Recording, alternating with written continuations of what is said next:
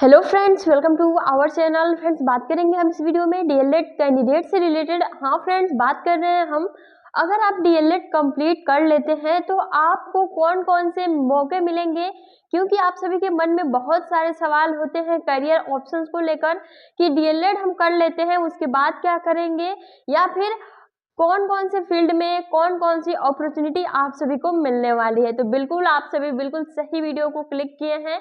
आपको सारी इन्फॉर्मेशन दी जाएगी आपके डीएलएड से रिलेटेड। डीएलएड जो कि हमारा 2 साल का कोर्स होता है, ठीक है, डिप्लोमा इन एलिमेंट्री कोर्स। इसका फुल फॉर्म पहले बीटीसी कहा जाता था, ठीक है, लेकिन 2017 के बाद इसका नाम चेंज करके डीएलएड कर दिया गया, ठीक है। तो हमें अभी इससे कोई मतलब नहीं है, हमें बस ये जानना है कि डीएलएड करने के बाद हम क्या कर सकते हैं। और खासकर जब सुप्रीम कोर्ट के जजमेंट के अकॉर्डिंग ये कहा गया कि डीएलएड को जो है प्राथमिक पर यहाँ मौका दिया जाए, प्राथमिकता दी जाए, और बीएड वालों को प्राथमिक लेवल से बाहर की जाए, जो कि एनसीटी की गाइडलाइन थी, उसके खिलाफ कोर्ट ने भी आवाज उठाया, या फिर जो भी कैंडिडेट, और कोर्ट द्वारा ये कहा गया कि बिल्कुल जब डीएलएड के कैंडिडेट भरपूर हैं तो आप बीएड को क्यों ला रहे हैं इसमें। तो फाइनली बीएड को बाहर करके डीएलएड को प्राथमिकता दे दी गई है। चलिए हम इस वीडियो में यही जानेंगे कि आपके पास कौन कौन से ऑप्शन हैं जो कि आप सभी के लिए बेस्ट है एक टीचर बनने के लिए, क्योंकि आप सभी को भी पता है आपने डीएलएड इसीलिए किया है कि आप एक भावी अध्यापक बने, और आई विश कि आप सभी बहुत ही अच्छे अध्यापक बनेंगे, इसमें कोई दो राय है भी नहीं, है ना। चलिए, सबसे पहले आप सभी को पता ही है कि डीएलएड अगर हम यहाँ कंप्लीट करते हैं तो उसके बाद से एक हमारा और क्वालिफिकेशन होता है टेट या फिर सीटेट, ठीक है। यानी कि डीएलएड में अगर आप फर्स्ट या फिर सेकेंड सेमेस्टर, फर्स्ट ईयर से ही अब नया नियम आ गया है कि आप टेट और सीटेट का फॉर्म अप्लाई कर सकते हैं, ठीक है, और आप अपना परीक्षा दे सकते हैं, पास कर सकते हैं, और ये आपका जो सर्टिफिकेट है वो लाइफ टाइम के लिए वैलिड रहने वाला है, ठीक है, ये बात हो जाती है। तो चलिए, सबसे पहले तो आपको डीएलएड करना है। डीएलएड करने के बाद आपको टेट, साथ ही साथ सबसे इम्पोर्टेंट सीटेट, ठीक है। अगर आप यहाँ सीटेट क्लियर करते हैं और सीटेट का फर्स्ट पेपर और सेकंड पेपर दोनों पेपर आप सभी को क्लियर करना होगा। जी हाँ, सीटेट का अगर आप फर्स्ट पेपर तो क्लियर कर ही लेंगे, क्योंकि तब आपको मौका पीआरटी में, बिल्कुल आप एलिजिबल हैं पीआरटी के लिए।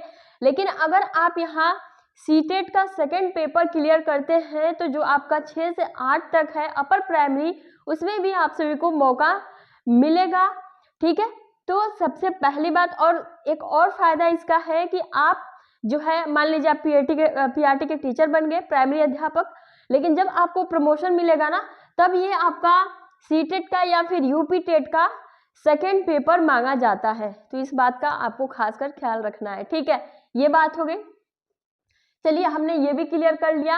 अब आप उसके बाद क्या कर सकते हैं, मान लीजिए अगर आप यूपी में रहते हैं तो फ्रेंड्स यूपी में जो है पीआरटी यानी कि प्राइमरी टीचर 1 से 5 तक की भर्ती जो आती है और जल्दी आप सभी को देखने को भी मिलेगी, उसमें आप बिल्कुल एलिजिबल होते हैं। एलिजिबल अगर आप टेट का फर्स्ट पेपर पास किए हैं या फिर सीटेट भी अगर आपने पास किया है तो बिल्कुल आप एलिजिबल हैं। दोनों में से कोई एक सर्टिफिकेट जो है आपके लिए होना चाहिए, ठीक है।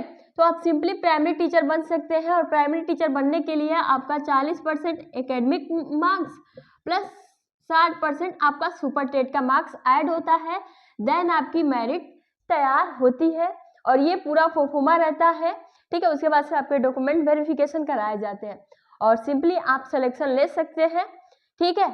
ये बात हो गई हम प्राइमरी टीचर की।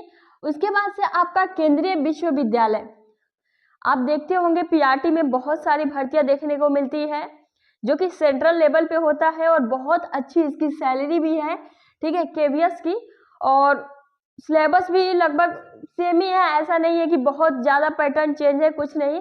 आप अगर आप डीएलएड किए हैं, सीटेट पास किए हैं, तो बिल्कुल केवीएस का फॉर्म अप्लाई कर सकते हैं केंद्रीय विश्वविद्यालय, ठीक है।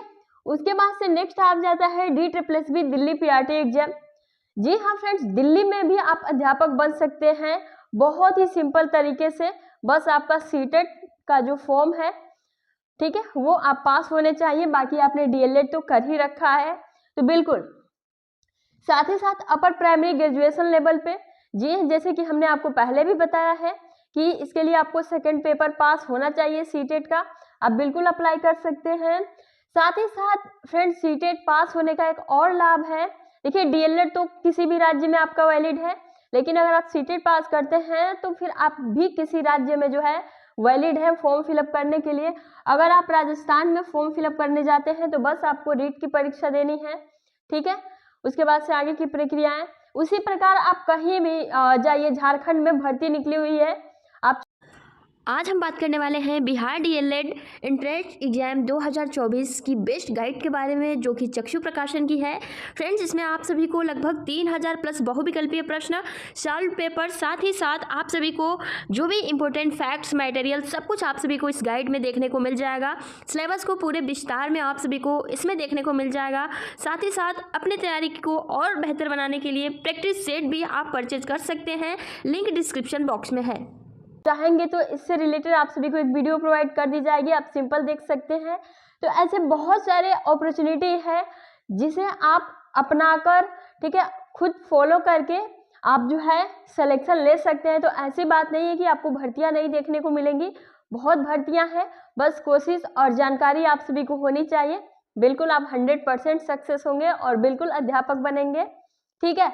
तो ये सारी बातें हो जाती हैं। फिर भी अगर आपको अभी भी कोई डाउट है तो आप नीचे कमेंट्स बॉक्स में कमेंट्स करके बताइएगा।